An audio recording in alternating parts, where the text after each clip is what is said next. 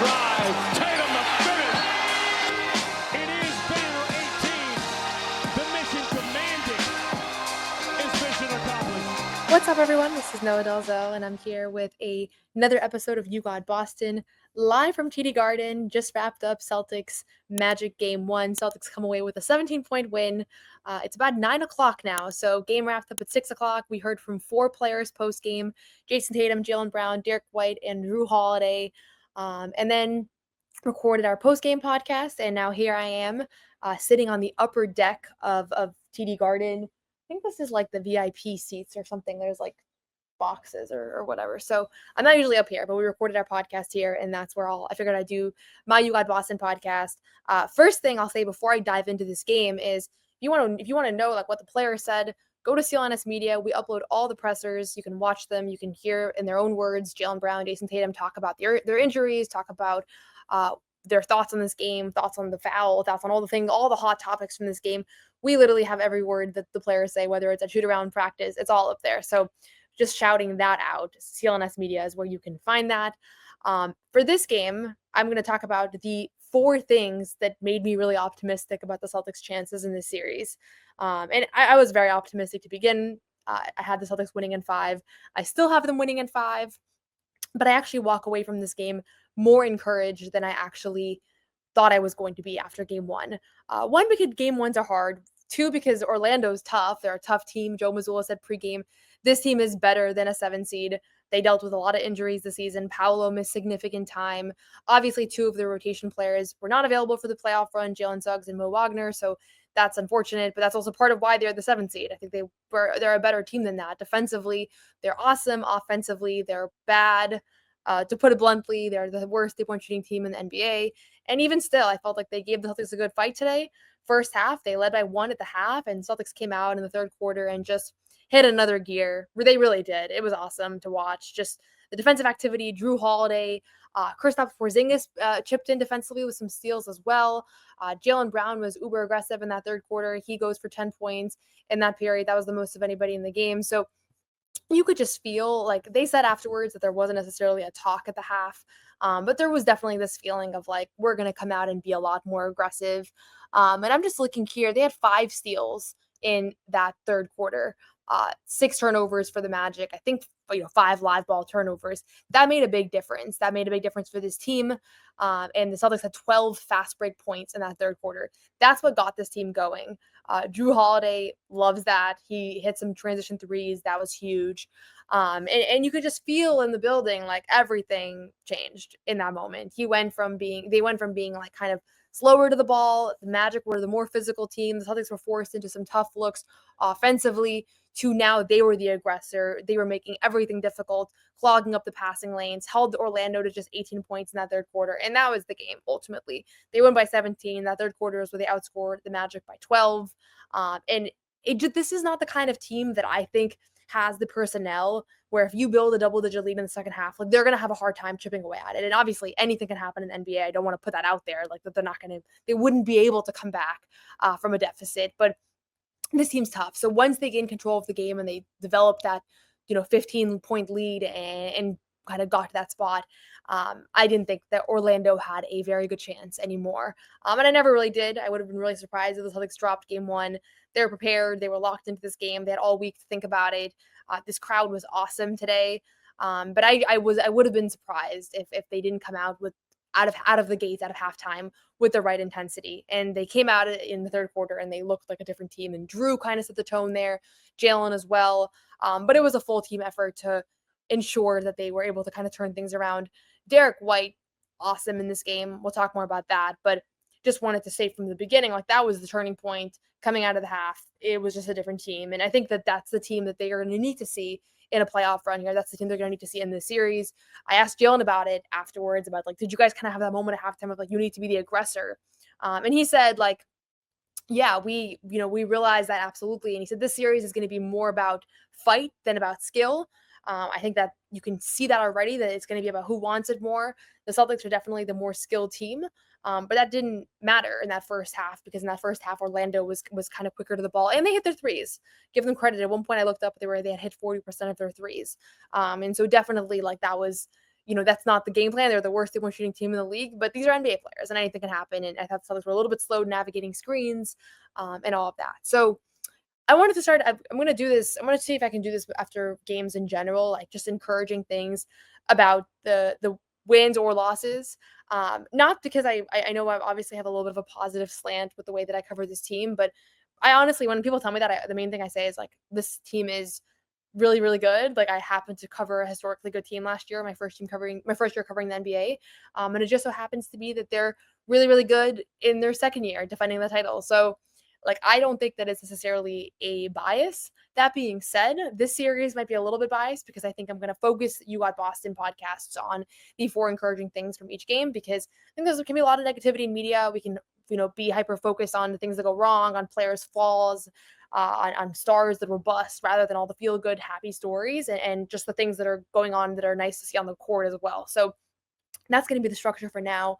You guys can let me know in the comments if you guys like that structure, or I can do something different. But figured that was going to be the format that I follow, at least for now in the playoffs. And obviously everything can change. So first encouraging thing I'll say was Jaylen Brown. Jaylen's knee has been the story over the past month.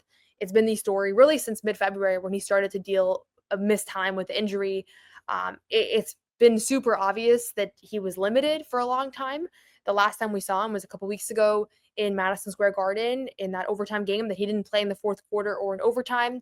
And that game made me think, is it possible that Jaylen's actually going to be a liability for this team? I didn't think so, because I've already seen how Jaylen can fine-tune his game and how he can be as impactful as possible.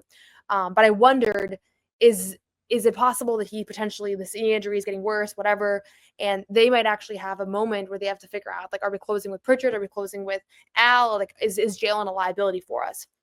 I don't think that's going to be the case. Obviously, he received the injections. It's not something that people, he wanted to disclose much details about, which was understandable yesterday at practice when he took the podium. That was the first time from us hearing from him in a couple weeks. And he said, I'm not here to talk about my knee, guys. I want to talk about Orlando. And he didn't, he didn't give us much more information. So whether it was a cortisone shot or something else, we don't know.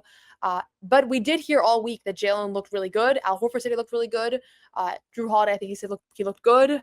Joe said he had no limitations. Jaylen said it was a great week of practice. If you collect all the quotes, and I've written my stories about Jaylen's knee, they come out looking pretty positive together.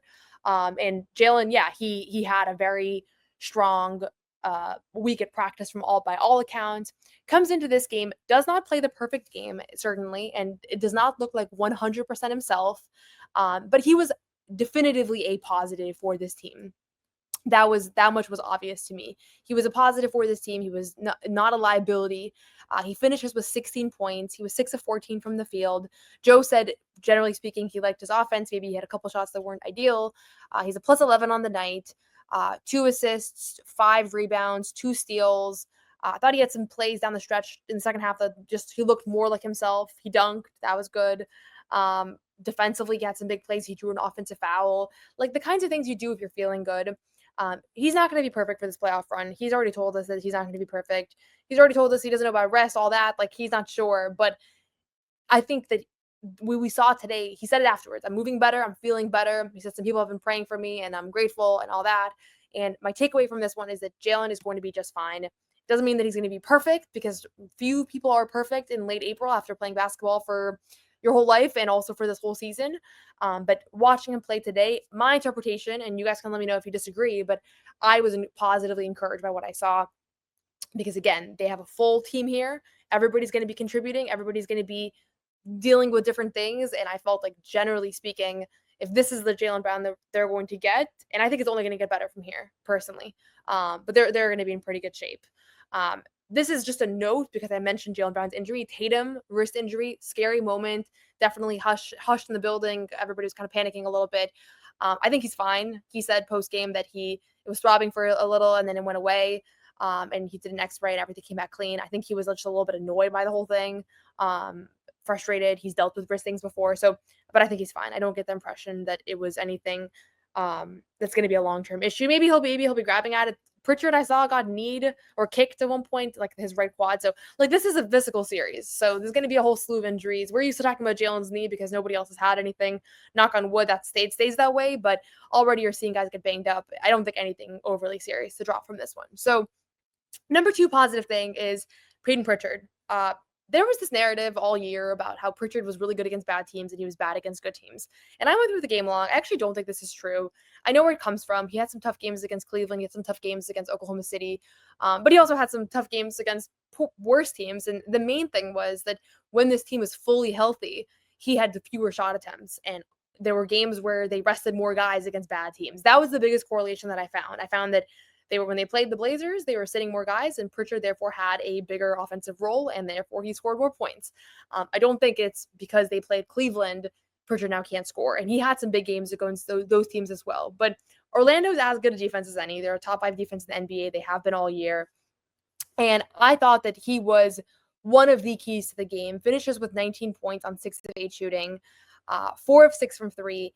The thing that was the most impressive, though, was not just the fact that he scored a bunch of points, but it was the defense, which Joe Mazzulla said afterwards, like that was the most impressive thing about his performance. And I asked Jrue about that, and he said, yes, like that's the thing that makes him special. But also the fact that he didn't play for the first 10 minutes of the first quarter. And with 2 minutes to go, Joe pulls him in. I thought maybe like, is he getting benched? Like I wasn't sure, maybe he's not even going to play in this first quarter. Maybe this is not a matchup that Joe loves for him.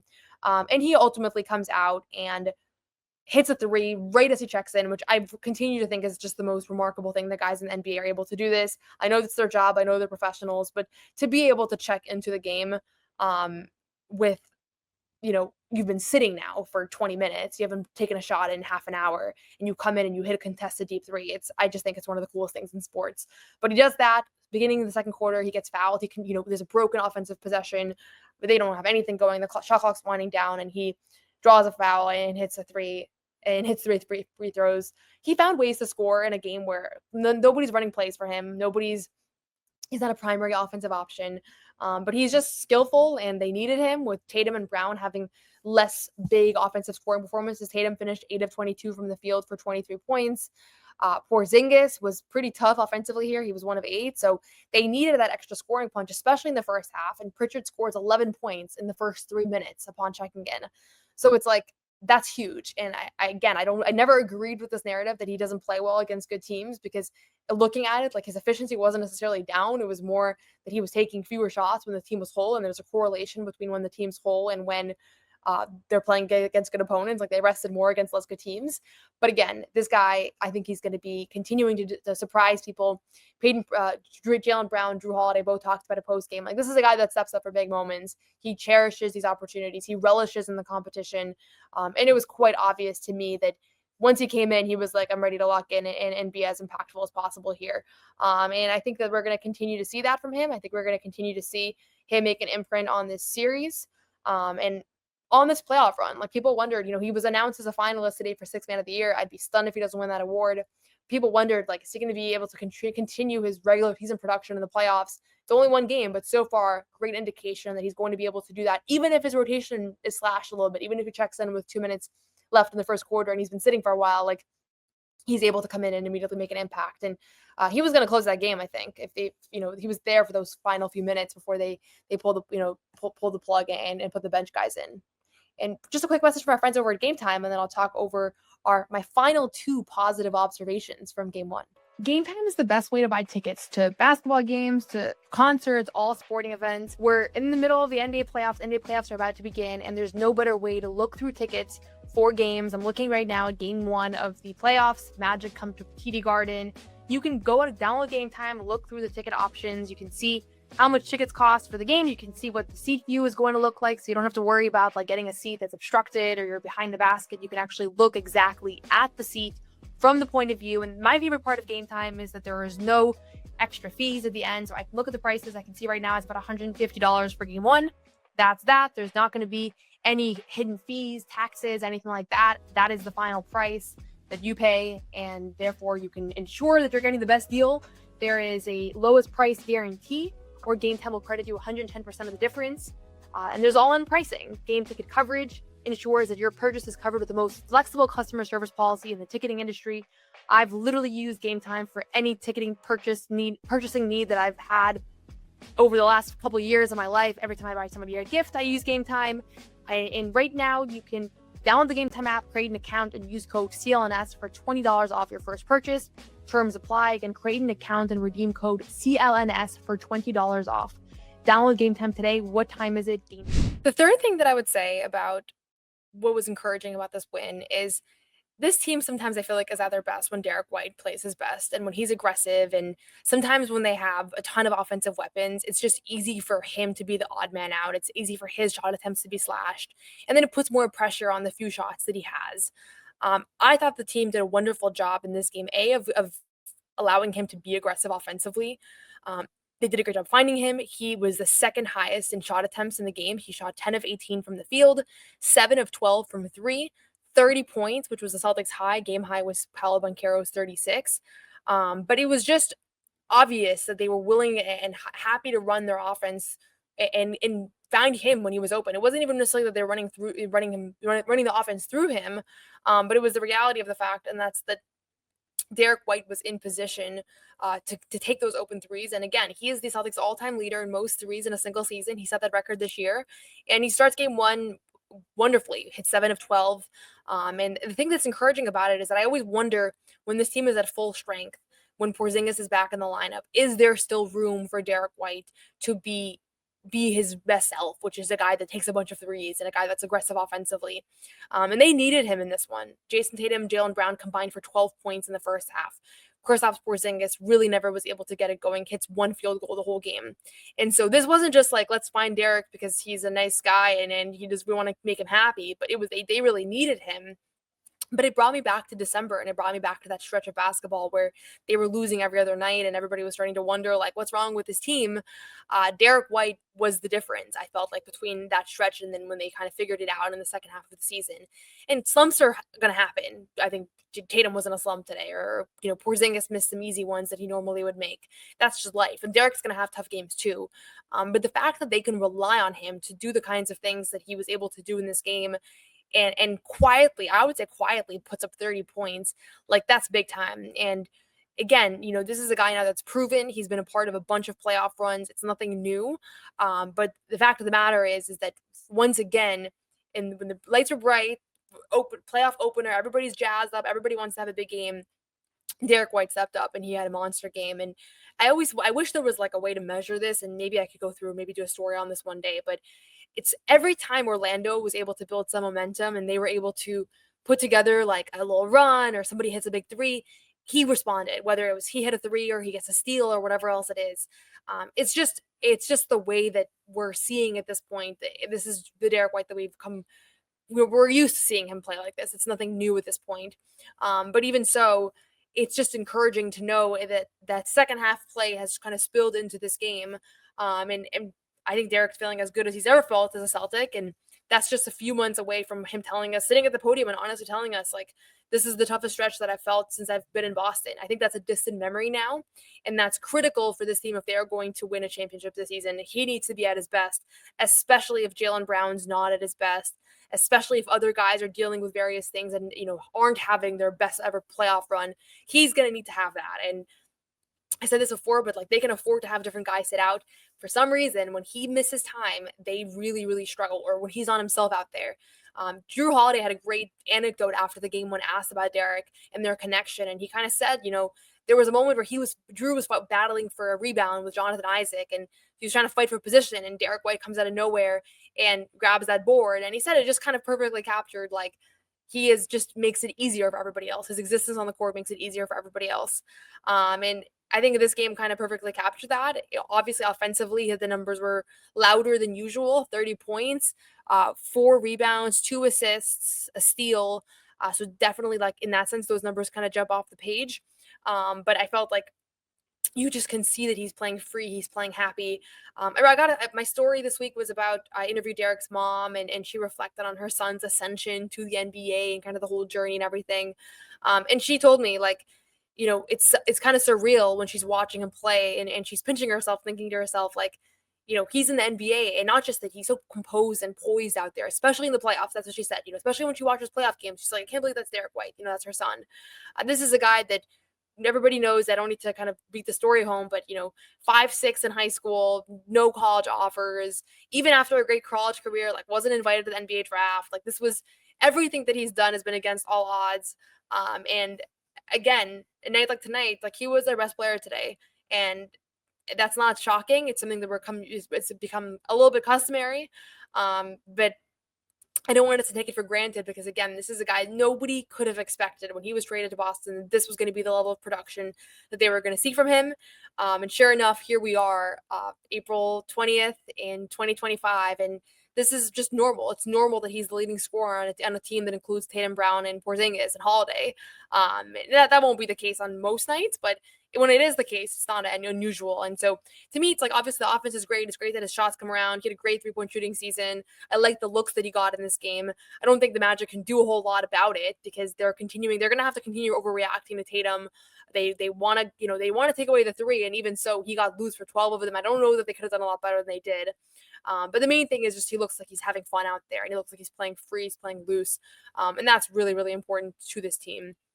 So we'll see. Well, I don't know that it's going to be him again in game 2 necessarily, but I wouldn't be surprised if this was a big series for him based on the way the Magic are defending Boston. And they're not going to force the issue. It doesn't need to be Porzingis. It doesn't need to be Tatum. It doesn't matter. That's why this team is so deep and they have so many weapons. It can really be anybody. Last positive thing I'll say is Jrue Holiday. And Jrue, I think a lot of discourse around him this season, around the contract extension, obviously expensive contract, older player, a guy who was a multiple-time All-Star that didn't have the best year, especially pre-All-Star break. Jaylen said this after the game, and I think that he kind of hit the nail on the head. He said, everybody talks about the regular season. You guys talk about the regular season all the time. We, as in the media. Basically, he didn't say this, but basically we've been scrutinizing this guy over the season when his numbers have dropped a little bit. And in this game, numbers don't pop off the page. I'll read the stat line. 9 points, 3 of 6 shooting. He's 3 of 4 from 3. 3 rebounds, 5 assists, 3 steals. This game, he turned it around. Derrick White was the player of the game in the sense that he kind of carried the load offensively. Pritchard was the X factor. But Jrue was the guy that turned this game around in that third quarter. He hits 3 threes, 2 transition threes, and that's really when it's at. But sometimes I'm like, you can get a better shot than that in transition, but that's the shot that he loves. But it all started with the defense. Joe talked about it post-game. When he starts playing defense like that and he's intercepting passes and he's getting out in transition, they are a different team. And in this game, he set the tone. I don't know if somebody challenged him at the half. He said that nothing needs to be said. They just come out and that's the way they play. But it was quite obvious to me that Jrue comes out at the beginning of the third quarter and you could just see had just elevated his play defensively right from the jump. And changed everything. And suddenly he's guarding 3/4 court. You don't see Jrue picking up full court that often. He was doing it in this game because guess what? It's the playoffs. And he's a winner, 2 NBA championships, 2 Olympic gold medals. You don't get those kinds of accolades if you are not a winning basketball player. And I think we're going to see more and more of these performances. He only had 9 points. It felt like he had more than that because they were all in the same period. They were all in that third quarter that was so massive for the Celtics team. Quiet first half from him, but really talking about a second half here, that was the reason why they were able to turn this game around. I think we're going to see a lot more from Jrue. He talked post-game about how, they recognize that they need to be the aggressor. They don't need to have these confrontations. They just know at this point. There's a level of trust in this team. There's a level of trust in this locker room. And I do think that Jrue's progress as a player, his ability to kind of do everything for this team, whether it's be more quiet, take a back seat, or be more aggressive. Like in this game, he was definitely more aggressive at points. Really just important. So again, the backcourt, they don't have great options for. I think they have some stronger forward defenders. Jalen Suggs is here. Maybe he helps disrupt things. But Wendell Carter Jr., Corey Joseph, those are both guys that you can go at. And I felt like having them both out there at the same time sometimes created some liabilities for the Magic, despite the fact that they're a great defensive team. But Jrue, I think he's going to have a big playoff run here. I think that he's going to continue to exploit the fact that oftentimes he's the guy on the floor that teams are paying the least attention to when he's with that starting lineup because it's kind of pick your poison. Jaylen Brown, Jason Tatum, Derrick White, who's going off, Kristaps Porzingis, who can go off at any point if you're not concerted in kind of how you're guarding him and containing him. So he's going to continue to take advantage of that. He's not worried about his stats, especially he just signed his big extension. He's not trying to pad his numbers during the season. And you can tell he's not one of those guys. That's why the whole Bradley Beal thing happened, where Mike Budenholzer told Bradley Beal, play more like Jrue Holiday, reportedly, Chris Haynes reported, because playing like Jrue Holiday means playing winning basketball. That's all it means. And it means that you're a great 3-point shooter. It means you're a great defender. It means you can do a lot of different things. but you do those things when your team needs them. And tonight they needed him. They needed him in that second half to blow things open. And that's why he's my fourth encouraging thing about this game. Derrick, Payton, Jrue, those were the three guys that stuck out. When the Celtics backcourt, when the guard play is strong, this team is pretty much unbeatable. That's how it feels like. Shout out to Jaylen Brown, who looked good in his minutes. Tatum, a little bit of an off night for him offensively, but big rebound game, grabs 14 rebounds, shoulders the load in a lot of ways, and just attracts so much defensively that it's hard to even measure his impact, because even when he's out there, he only had 4 assists, but just the tension that the teams are playing, are guarding him with, it's a huge factor for why Derrick White was able to get loose for 12 threes. The pick, the screen setting, all of that. So big time from him. Another guy I'll just give a shout out to, this is not one of my positives, but Sam Hauser, 9 minutes, takes a single shot. I thought he was awesome. Thought he had some great hustle plays, great block in that fourth quarter. He was all over the place. You could tell he played with 100% energy, and they're going to need that from him, because Sam Hauser, if he's not able to play, he's not getting free for shots, his spacing is always going to be a threat. Just his very existence out there is going to be a threat. But that energy that he plays with is critical, and that's what's made him be an NBA player over these past few years, is that it's not just three-point shooting, it's the fact that he's just a good basketball player.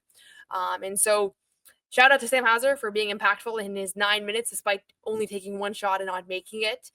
But again, I'll be doing these after every game, just 4 quick things that I found encouraging from this one.